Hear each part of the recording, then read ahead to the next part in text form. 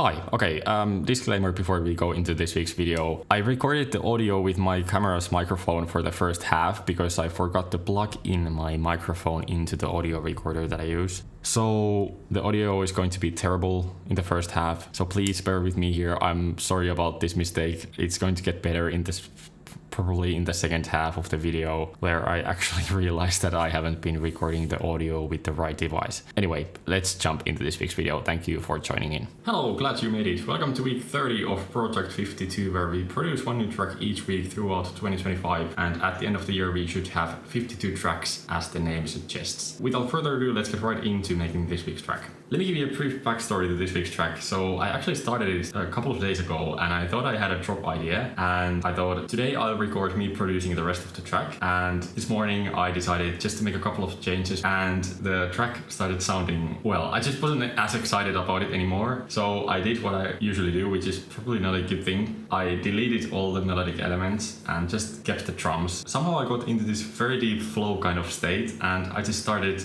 generating a lot of ideas and adding like all the green and purple stuff that you see here, also the yellow stuff. And I think I created a pretty cool idea. Let me just first play you everything that I have in the project so far. And after that, as always, I'll go through the individual tracks just to show you what the track's made of. And then we'll move on into actually producing the rest of the track. Here's everything I have for week 30's track so far.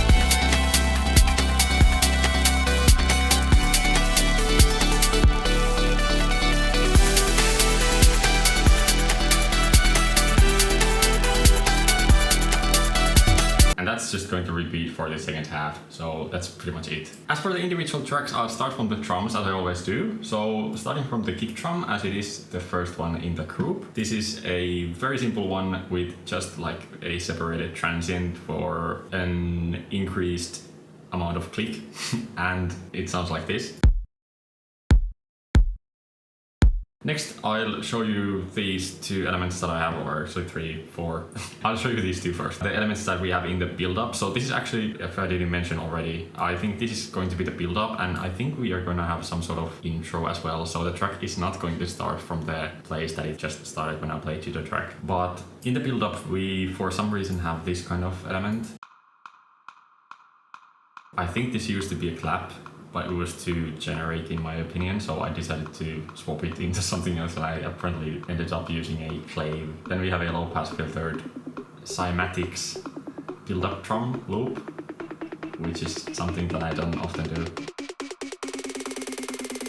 But this time I thought it kind of fit pretty well, so I decided to use it. Then onto the other things that we have in the drums. We have, it's called an impact, but let me just hear it. Okay, so this is apparently kind of the clap, and with the clap we have kind of a small sweep into it. Then we have chopped up loop. That's all I have to say about that. Then we have this thing that we also have in the build-up, which is a percussion loop of some sort. And we also have SSF, making it a bit snappier with a volume automation pattern. Next up, a basic hi-hat, I think. And then that kind of sample. kind of sample. Then we have another chopped up loop, which sounds like this.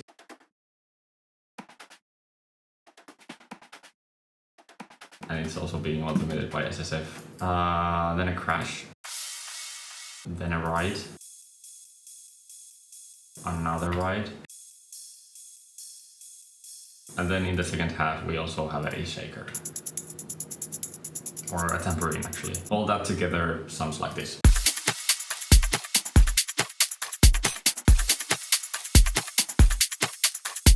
Alright, then on to the basses. We have a sub bass and a mid-range layer on top of that. The first one is the sub bass and it's a phase plant patch and it sounds like this.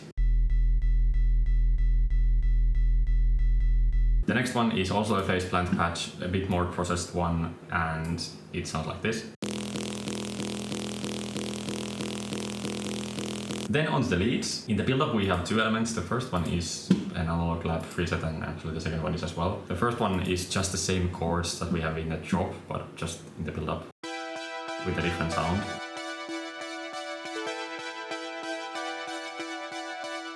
The second one is just the same melody as in the drop, but just low pass filtered in, and it's not as aggressive, so it kind of introduces the melody that's about to come.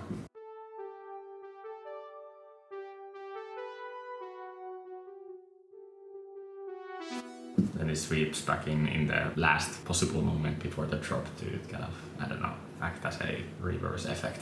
Then the main two leads playing the main melody. The first one is playing in the first half and the second one is playing in the second half together with the first sound. The first one sounds like this. It's an analog lab preset as well. It's from Pigments.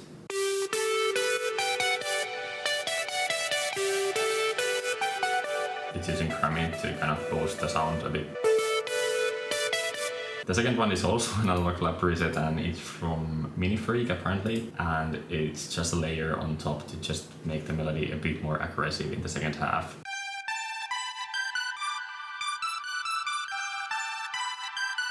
And the two sounds together.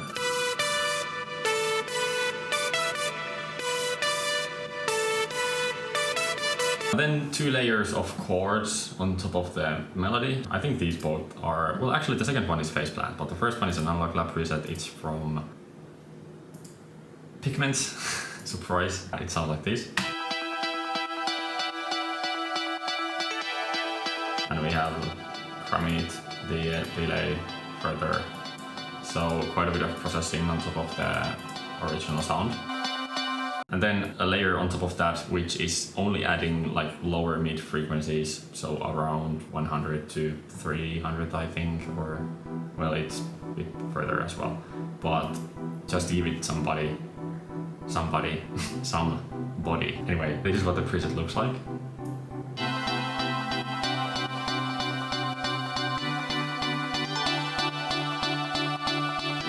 Then we just have some effects and, well, they are effects, so nothing fancy. Those are the first two, and then we have a riser and another one.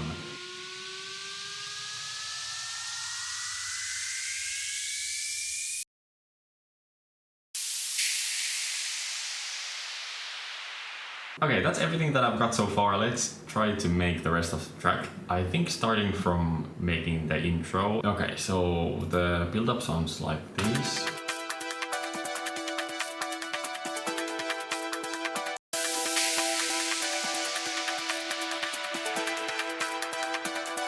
I'll first try to use the existing elements and let's see if we can make something that works with these, and then if not, we'll make something new.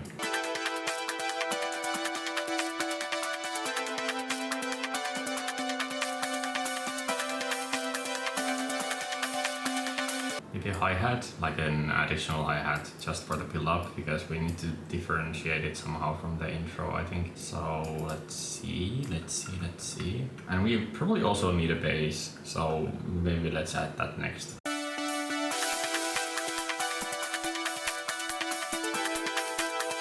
Oh, that's actually pretty good.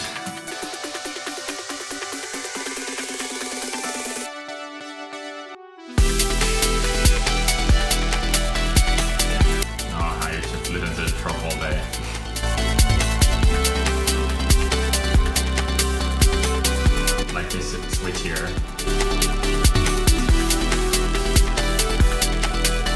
It's so nice. Let's keep working. I have a feeling that I'm gonna listen to the track a lot today, so I don't wanna get tired of it. Okay, so a bass. Should it be only for the build-up or like for the whole thing? Let's try only for the build-up first. Face plant. Face plant. I just realized that, is it a reference to face plant, you know, face, your face? Face plant. The act of landing face first as a result of an accident or error. Anyway, that's the first time that I actually realized that it could actually be a reference to that. Right, another thing I shouldn't concentrate on. Let's actually keep producing the track.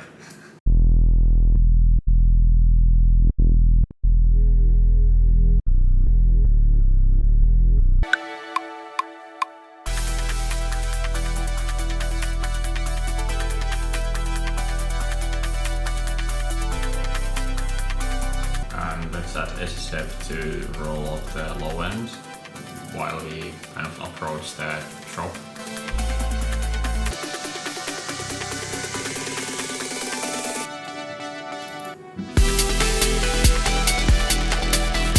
I'm hearing some sort of arpeggio or something just in the build up, like together with everything else to kind of keep some sort of tension. I don't know if that makes any sense. Let's try it.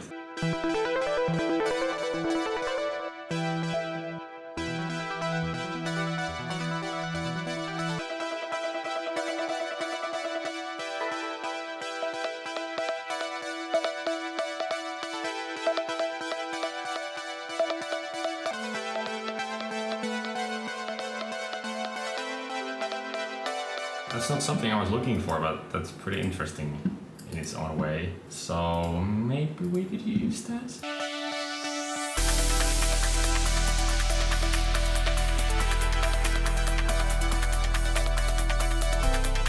Maybe we need to add a delay to get a bit more side information as well, like some sort of action in the sides bouncing around, because that was the original idea that I was looking for. I think a ping pong delay should do it.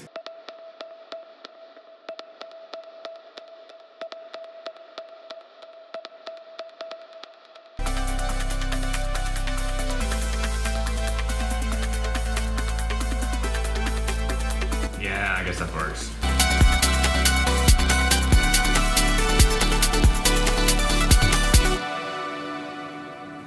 Upon listening to the track as it is so far, by the way, I think the intro is pretty good. Now that I heard the track and checked the time at the end, it's 2 minutes and 44 minutes.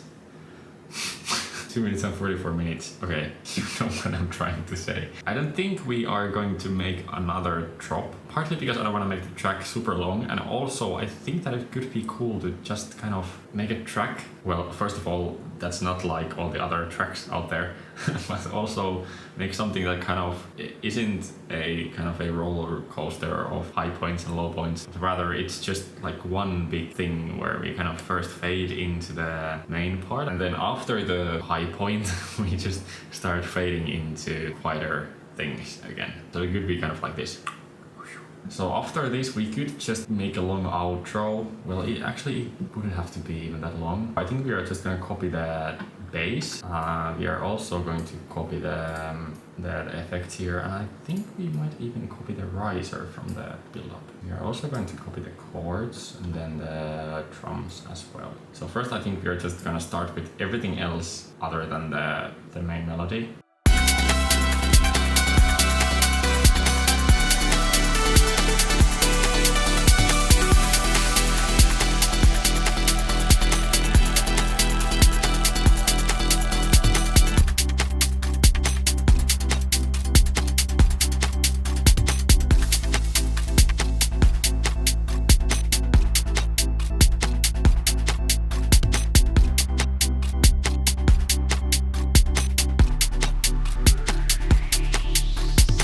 Let's filter out the first layer of the chords, because I think it's otherwise going to just stop too abruptly if we don't do anything about its volume or high frequencies.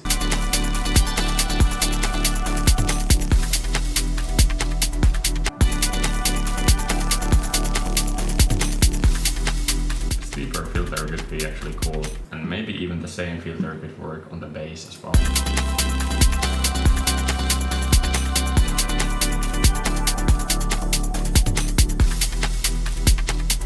mean, I guess that works.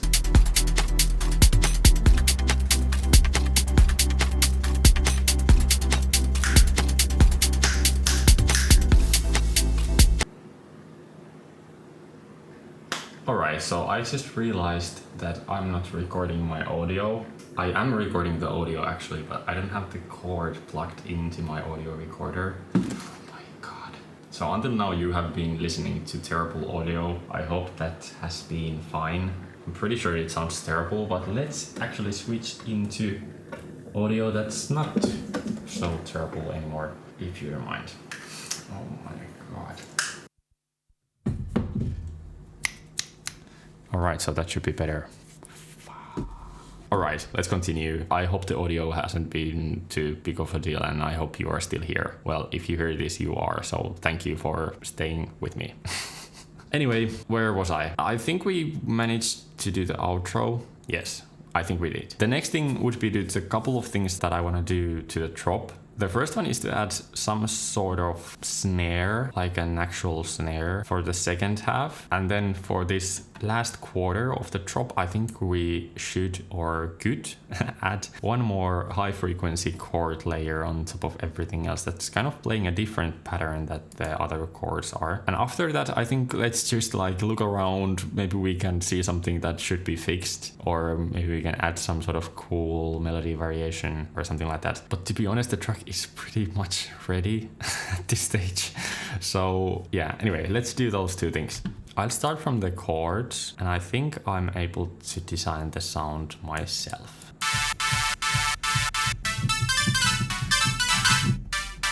And then let's do something weird.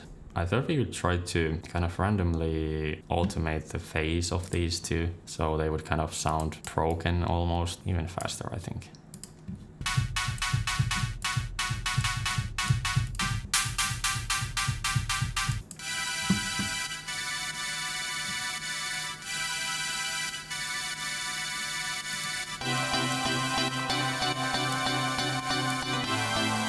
Perhaps the granulator could work here to give some sort of cool textures to the sound.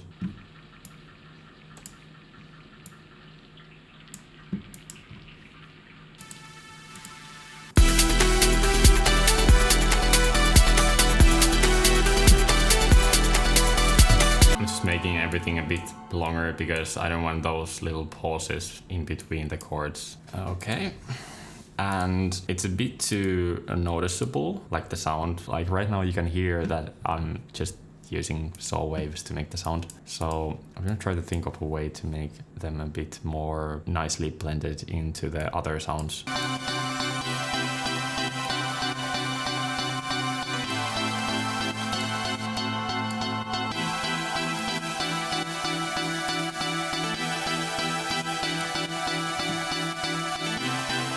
That's nice.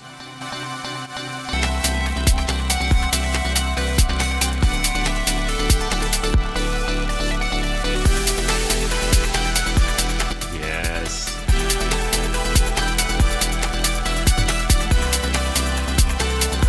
Without. With. So much better.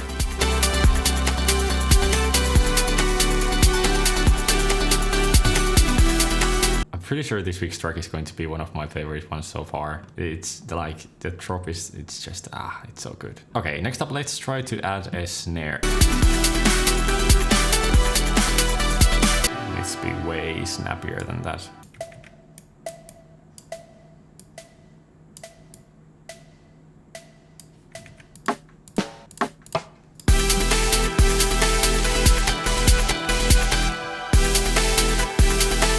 That's the one.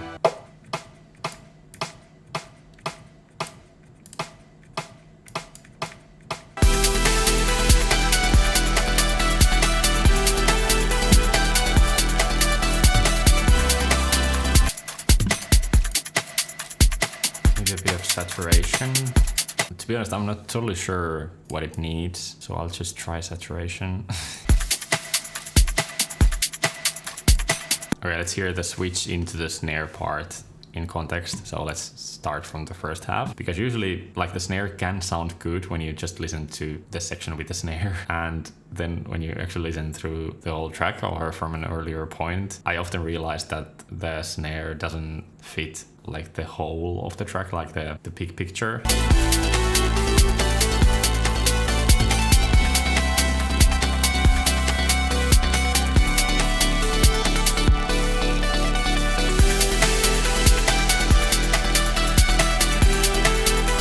For example here, it's way too loud, but I didn't realize that before I actually listened to everything else, and when you hear the contrast, it's so obvious, but previously it wasn't. That's weird. Okay, this is no super experimental to use Kramit in a snare, but I'll try it anyway, because I think it needs more compression to fit in.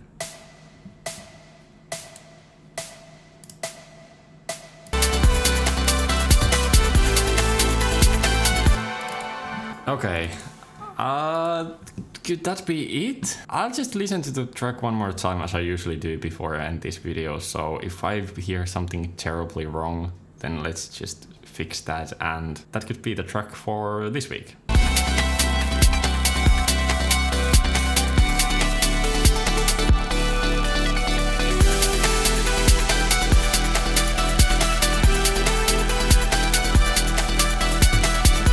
Snare isn't perfect, it needs to be mixed better, but I'll worry about that tomorrow.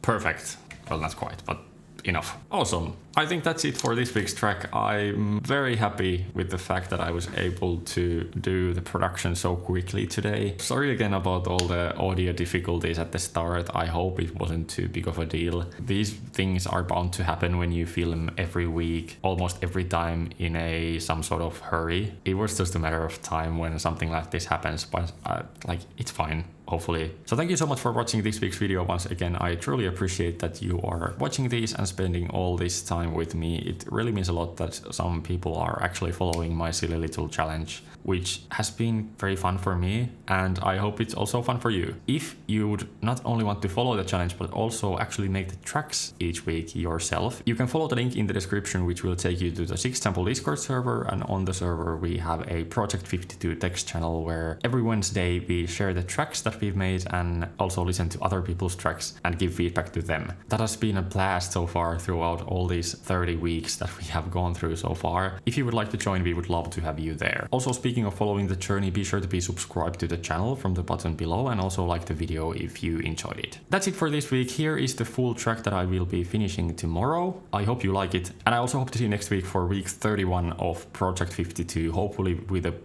slightly better audio. See you then, and bye bye.